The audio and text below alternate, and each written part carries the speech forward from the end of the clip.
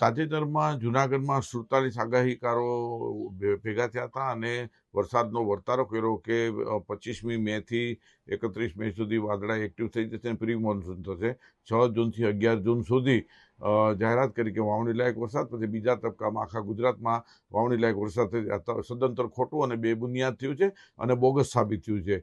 આ વર્તારા કરનારા પાસે કોઈ વિજ્ઞાનના કસોટી થઈ શકે, પૃથ્થકરણ થઈ શકે તેવા સાધનો નથી કે ઉપકરણો પણ નથી, એટલે વારંવાર ખોટા પડે છે. છેલ્લા 25 વર્ષથી ખોટા પડે છે, એક પણ સાચું પડતું નથી. એટલે આ આગાહીકારો છે પોતાના મનની સ્ફૂર્ણાના આધારે રૂમના 4 ખૂણામાં બેઠા બેઠા કરતા છે, પોતાની પ્રસિદ્ધિ માટે કરતા હોય છે, જેથી કરીને વર્તારા બંધ કરવા જોઈએ. વર્તારા બંધ થઈ જતી સમાજ કે ખેડૂતને કશું નુકસાન નથી થવાનું. અને વિજ્ઞાન છે, હવામાન શાસ્ત્રી છે અને પ્રયોગશાળા સ્થિત હોય છે, અને જે નોમાં ખોટું પડે તો પણ તેના કારણ દર્શાવવામાં આવે છે.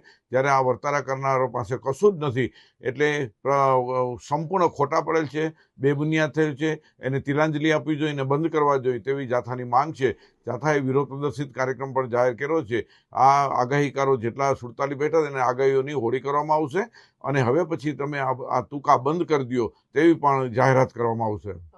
અંબાલાલ પટેલ વારંવાર વાવાઝોડું આવશે, વરસાદ આવશે, વણમાગી સલાહો આપતા હોય છે. આ વ્યક્તિ, આ શખ્સ છે, વારંવાર ખોટા પડે છે. એની ભાષા પણ ઉંમરને લાયક સમજાતી નથી અને તથ્યહીન જ વાતો કરતા હોય છે. અને અમારી પાસે ડેટા છે કે વર્ષોથી આ વ્યક્તિ ખોટો પડે છે અને વારંવાર આગાહીની તારીખો ફેરફાર કરી અને મૂકતા હોય છે. માત્ર સ્ફૂર્ણાના આધારે કરે છે એટલે ખોટા પડે છે. અને એકાદ બે સાચી પડે છે, લોકોને તે ધ્યાનમાં આવે છે. વાસ્તવિક આ વ્યક્તિ છે અને એની આગાહી છે સમાજને નુકસાન કરતા છે.